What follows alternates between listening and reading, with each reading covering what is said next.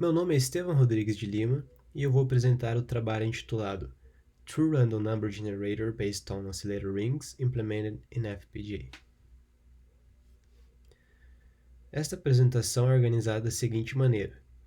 Começarei apresentando uma introdução ao tema, depois falarei do gerador de números verdadeiramente aleatórios baseado em anéis osciladores, apresentarei uma nova arquitetura proposta, em seguida mostrarei os resultados, bem como uma comparação com outras abordagens apresentadas na literatura e, finalmente, a conclusão. Com o advento da internet das coisas, a internet de tudo, a segurança dos dados compartilhados por dispositivos e pessoas torna-se cada vez mais importante. Os geradores de números aleatórios têm um papel muito importante em criptografia e são usados em quase todos os protocolos criptográficos. Entre as suas aplicações estão geração de chaves, vetores de inicialização, cifras criptográficas, protocolos de autenticação, entre outros. O gerador de números aleatórios é dividido em dois grupos: os geradores de números pseudo-aleatórios, do inglês Pseudo-Random Number Generators, PRNGs, e os geradores de números verdadeiramente aleatórios, do inglês True Random Number Generators, TRNGs. Embora os PRNGs sejam suficientes para uma vasta quantidade de aplicações criptográficas, eles não são recomendados em aplicações que exigem-se um certo grau de segurança criptográfica. É aí que entram os TRNGs. Enquanto os PRNGs são gerados por processos determinísticos, os TRNGs são gerados a partir de fenômenos físicos, portanto apresentam um caráter não determinístico. Nesta figura é apresentada a arquitetura genérica de um TRNG, a qual consiste de 4 blocos. O bloco da fonte aleatória, também chamada de fonte de entropia, a qual indica de onde a aleatoriedade vem. Há uma ampla variedade de fenômenos físicos que podem ser usados como fonte de entropia, tais como o ruído térmico, que é o ruído eletrônico intrínseco de um condutor, está relacionado com a agitação térmica dos elétrons nesse condutor, há circuitos que fazem uso da metaestabilidade, há os circuitos caóticos e há aqueles que fazem uso do jitter, que é usado no presente trabalho e será discutido em seguida. Há também o bloco de digitalização, que representa a conversão dos sinais analógicos para sinais digitais, e há vários métodos para realizar-se isso. Pode-se fazer uso de conversores ADC ou TDC, por exemplo. Há o bloco de pós-processamento, que era usado em aplicações mais antigas, nas quais era necessário uma correção da polarização na saída, porque sem essa correção, o gerador não obteria aprovação nos testes de aleatoriedade, representado por esse último bloco. Aqui há 3 exemplos de fontes de aleatoriedade que fazem uso do princípio do jitter. Há os circuitos que fazem uso do DLL, há os que fazem uso dos PLLs e há os anéis osciladores.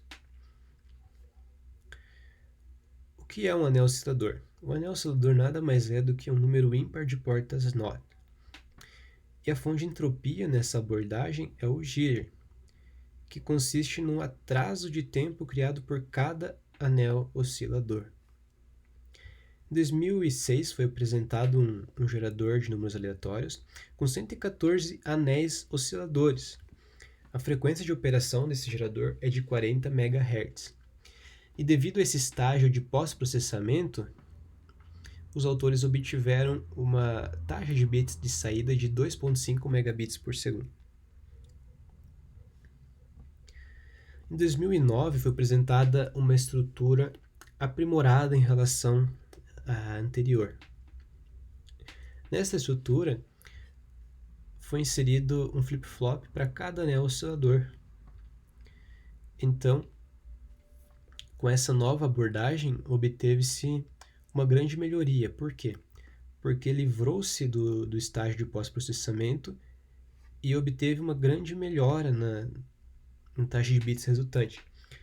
A frequência de operação é de 100 MHz e porque não há um estágio de pós-processamento, a taxa de bits de saída foi de 100 megabits por segundo. Em 2016, essa estrutura, conhecida como árvores binárias de porta-Shor, é apresentada. Os autores apresentam 3 configurações, uma com 8 anéis osciladores, uma com 16 e uma 32. Embora a mostrada em figura pelos autores seja uma com 8 anéis osciladores, a que obteve o melhor desempenho foi uma que fez uso de 16 anéis osciladores, porque a com 8 anéis osciladores tinha-se uma taxa de bits de 100 megabits por segundo, enquanto a que teve 16 anéis osciladores obteve-se uma taxa de bits de 300 megabits por segundo. Essa estrutura recebe o nome de árvores binárias de porta-Shor porque cada porta-Shor recebe 2 flip-flops, e aqui todos os elementos de memória são mostrados por uma mesma frequência fs. Então, buscou-se novos arranjos nas configurações dos anéis osciladores e então nós propomos uma nova arquitetura, a qual é um aprimoramento da imediatamente anterior, apresentada aqui. Bom, a diferença entre essa arquitetura e a anterior é a inserção de 4 anéis osciladores. Então, tem-se 16 anéis osciladores no chamado estágio 1 e 4 anéis osciladores no chamado estágio 2. Aqui um multiplexador representa a alternância na entrada do anel oscilador, que ora recebe a saída do estágio 1 e ora recebe a realimentação. Bom, essa implementação foi realizada para uma Altera Stratix 2, que é a mesma FPGA, mesmo modelo usado pelos autores da arquitetura de árvores binárias. E os resultados foram validados pelos testes NIST e Dark Hardware Test Suite para uma frequência de 550 MHz. Essa sequência foi limitada pela frequência máxima da FPGA Altera Stratix 2. Aqui é mostrado os resultados do teste NIST.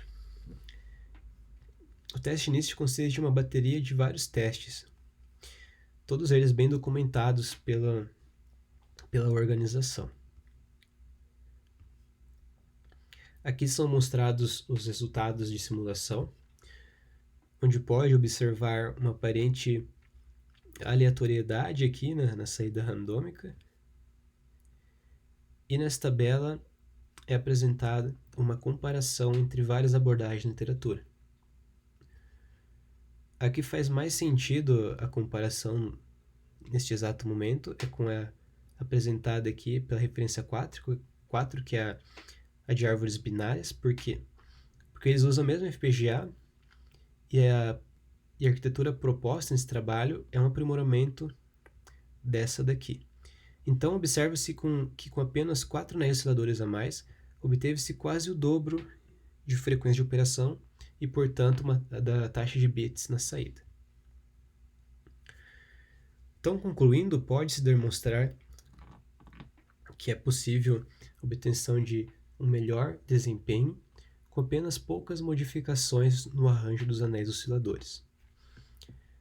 A implementação proposta neste trabalho opera em quase 2 vezes mais da frequência apresentada pela referência 4, utilizando apenas 4 anéis osciladores a mais.